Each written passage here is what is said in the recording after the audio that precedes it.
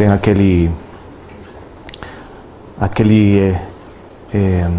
livro que é o, como se chama, Lentidão, do Milan Kundera, né? Não é? E que é um elogio à lentidão, no fundo, né? É preciso ir devagar, é preciso, no fundo, é a paciência nesta vida, né? Então, nesse sentido, a intenção desta meditação que a gente está fazendo, desta reflexão, contemplação, é apenas assinalar que é imprescindível a paciência nos tempos de hoje. É preciso, imprescindível a paciência para os tempos que são os nossos, contrariamente ao que se fala ou se constata, né?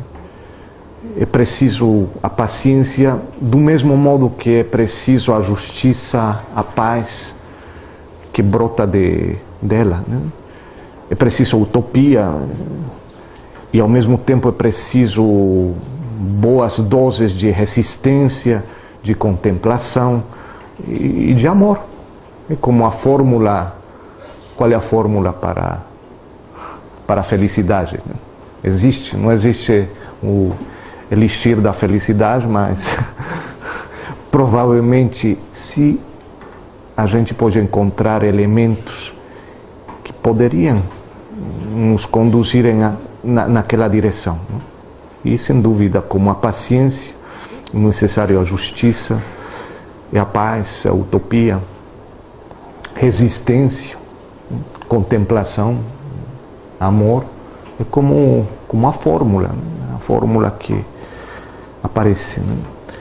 E a paciência é como o adubo para tudo aquilo.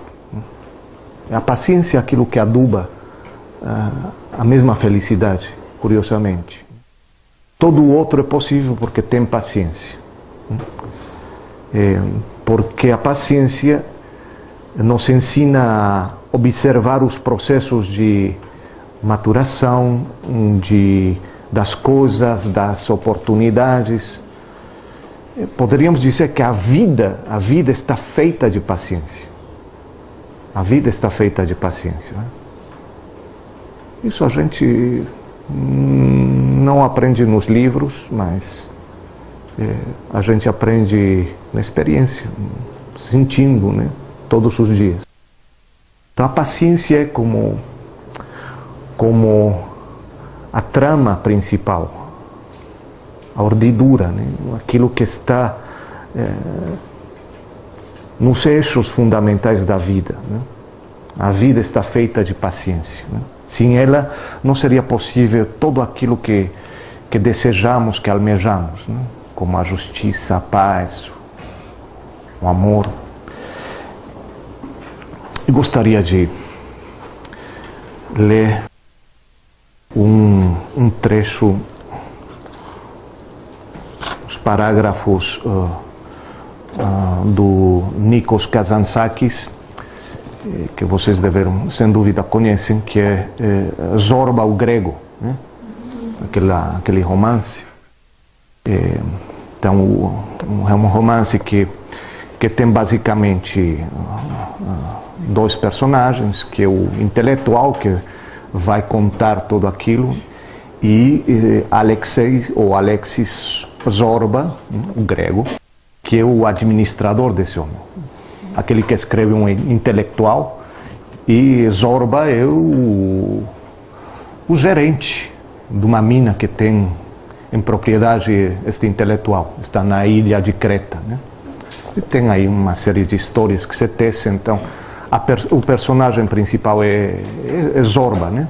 Funcionário, que é uma pessoa caracterizada pela humanidade, né? Com suas fraquezas, tudo, mas muito humano. Bom, e o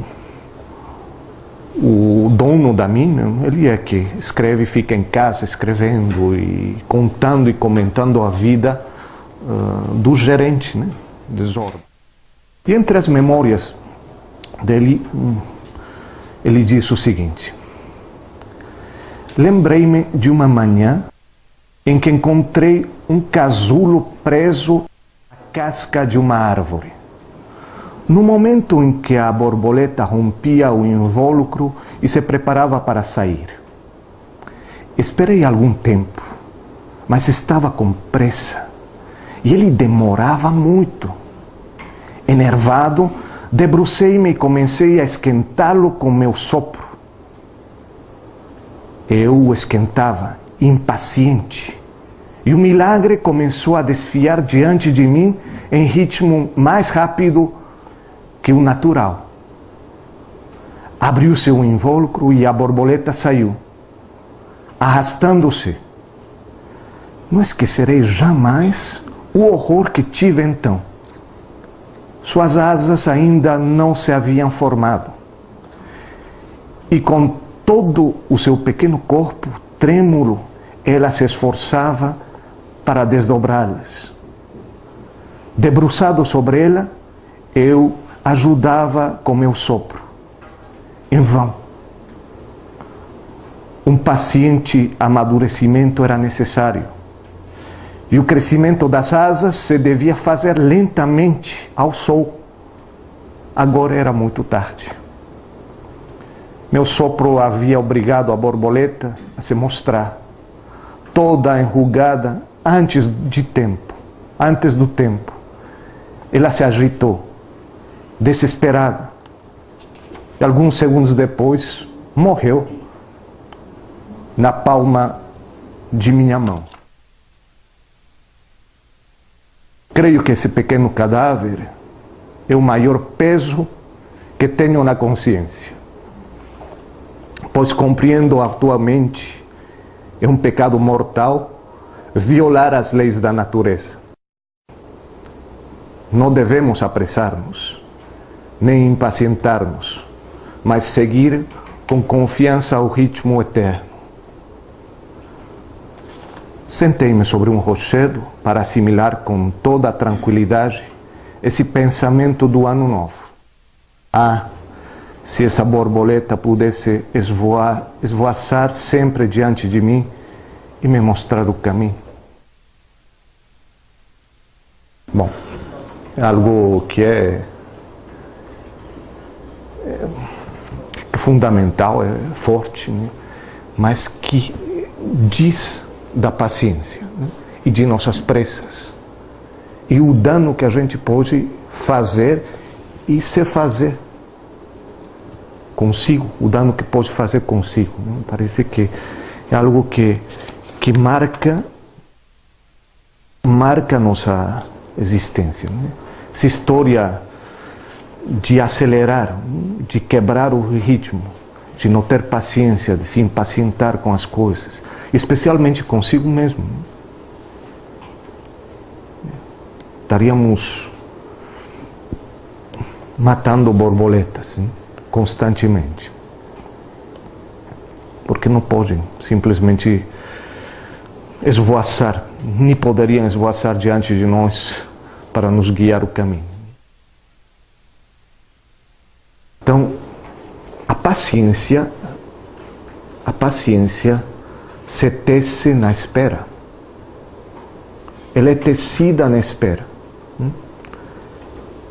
Mas também a paciência é uma virtude que se ativa num esforço constante, curiosamente. A paciência, ela é tecida na espera, mas ao mesmo tempo a paciência se ativa num esforço constante. Esse esforço de todos os dias, a rotina, é um pouco um esforço heróico. Não? Heróico. Então, essa lição desse relato feito por neste romance, né? Uma experiência fundamental, parece que poderia nos acompanhar muito, né? Quando a gente identifica em nossa vida casulos, né? Que às vezes estão presos à casca, né? Metaforicamente falando, a gente não tem aquela vontade de soprar, né? Aquele alento para poder esquentar e acelerar os processos. E não é isso que acontece com nossos amigos, né? Que às vezes tentamos empurrar a processos que não podem ser vividos agora, neste momento. Um pouco nos impacientamos com os outros, né? Mas eu te falei tantas vezes e você até agora não. Mas eu te disse 2 vezes, 3 vezes e você ainda não. Problema do acompanhamento espiritual, né? Que não. Aqueles acompanhantes impacientes que somos às vezes, né? Desesperamos porque não vemos muito progresso, ou pouco, e gostaríamos que fosse bem melhor. A paciência em todas as dimensões. Bom, mas isso fica como um dos eixos que nos acompanha. Então, a paciência que é necessário assumir constantemente. Mas tem uma coisa que é certo para mim. É verdade que a paciência não pode garantir que as coisas aconteçam de melhor maneira no futuro. Não garante as coisas. A paciência não garante.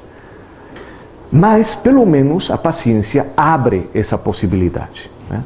Aí está a diferença. Eu não posso dizer, se eu sou paciente, as coisas no futuro serão as melhores.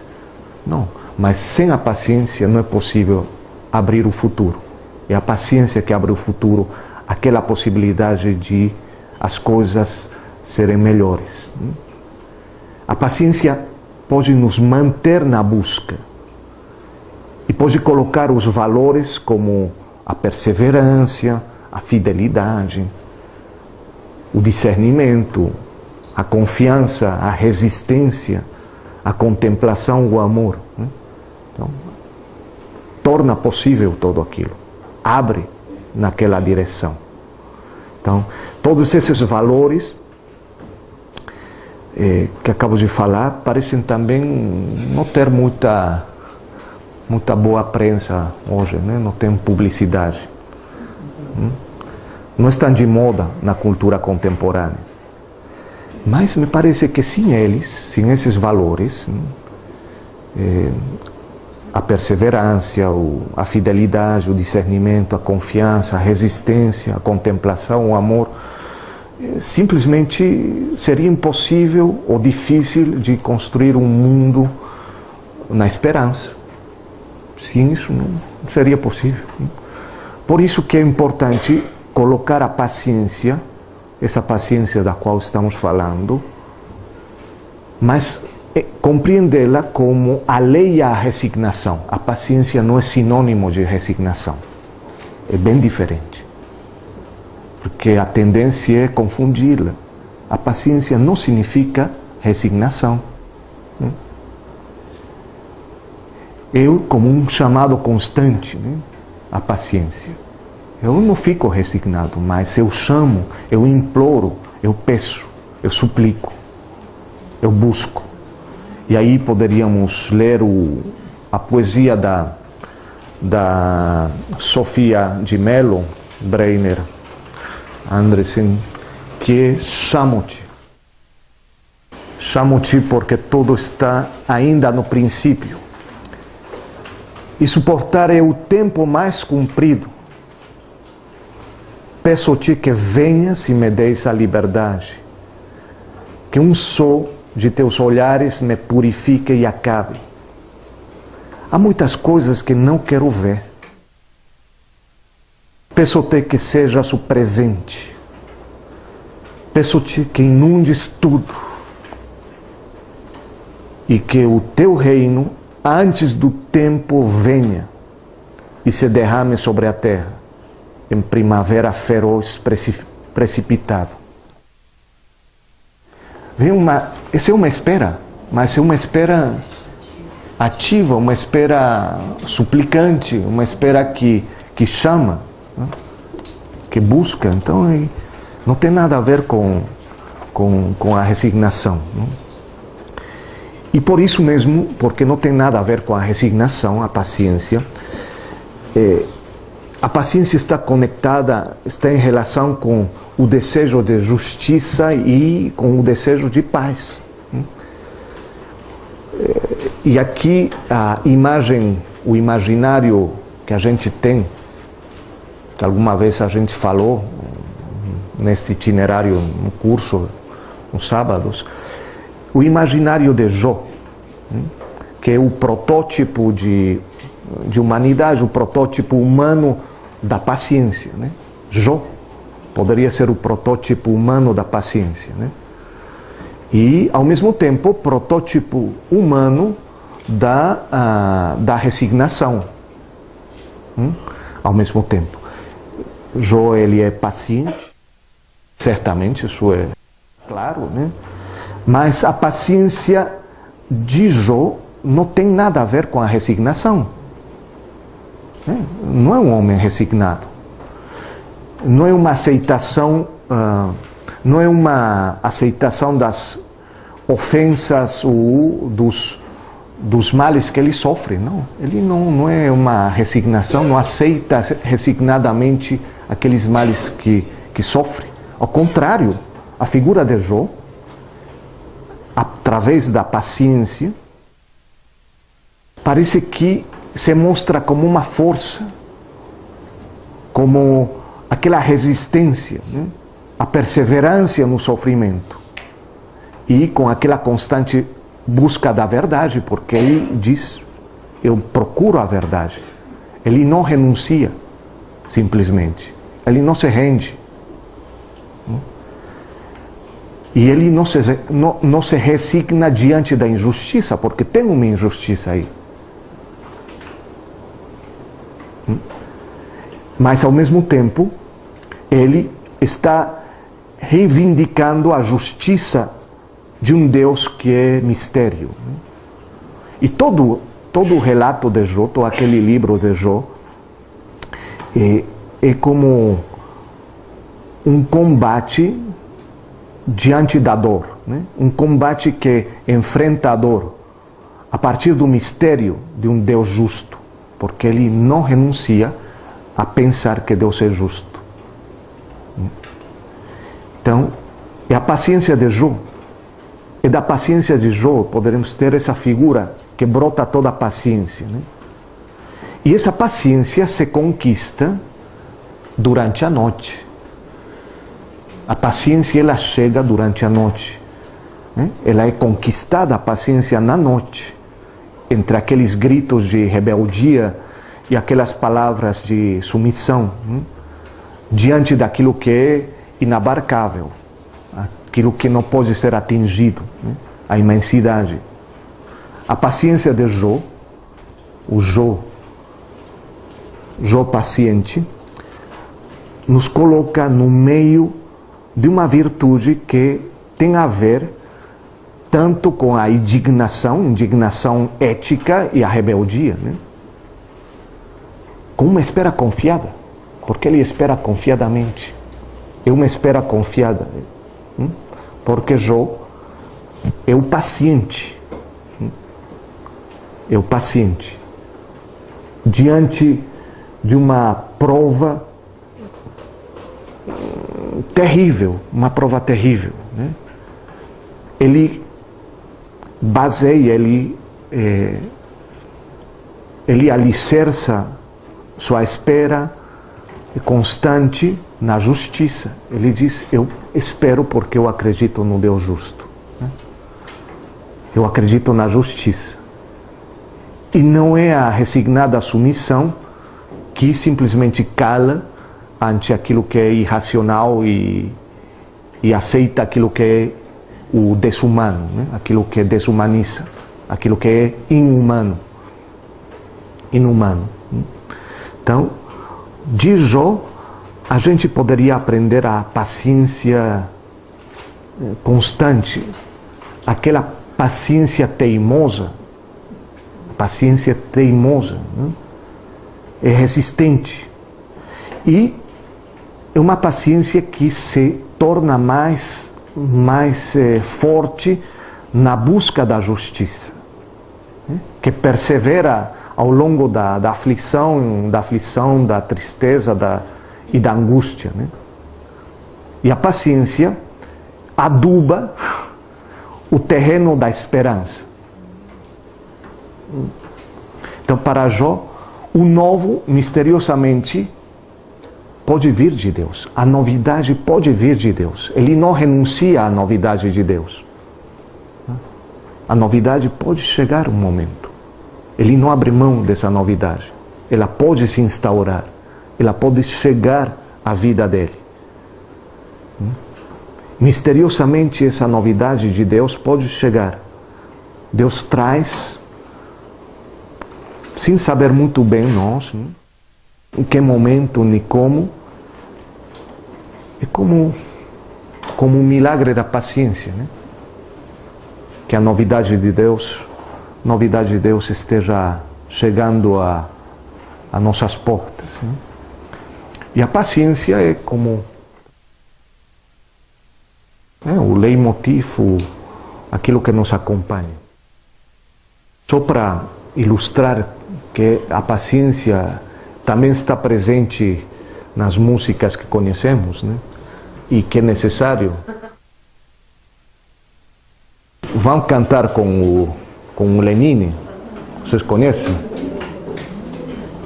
Paciência.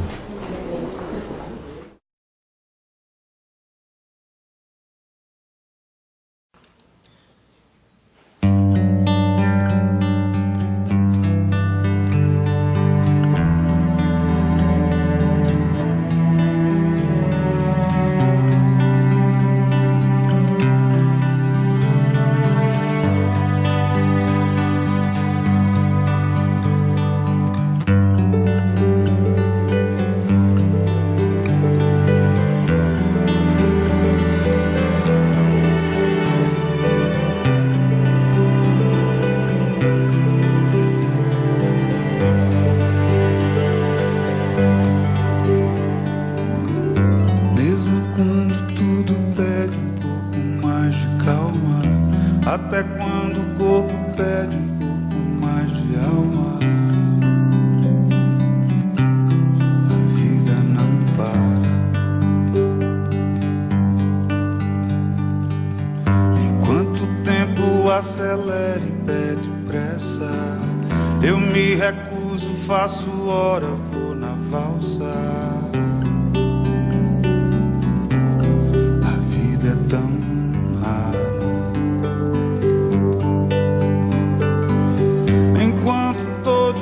Espera a cura do mal e a loucura finge que isso tudo é normal. Finjo ter paciência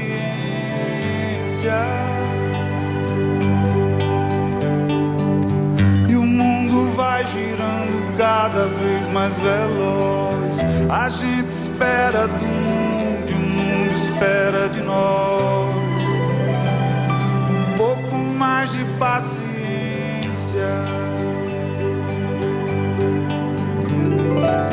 Será que é tempo que lhe falta pra perceber? Será que temos esse tempo pra perder? E quem quer saber? A vida é tão rara, tão rara. Mesmo quando tudo pede um pouco mais de calma, até quando o corpo pede um pouco mais de alma, eu sei, a vida não para,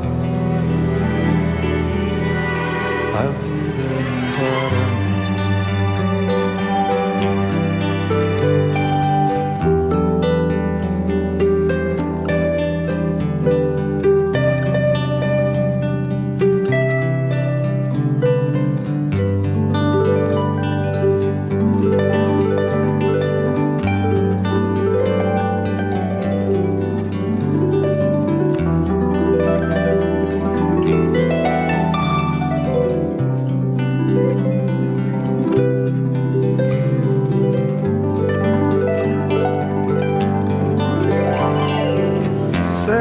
que é tempo que lhe falta pra perceber? Será que temos esse tempo pra perder?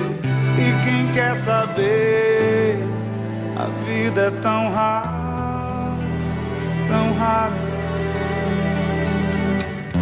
Mesmo quando tudo pede um pouco mais de calma, até quando o corpo pede um pouco mais de alma, eu sei, a vida é tão rara,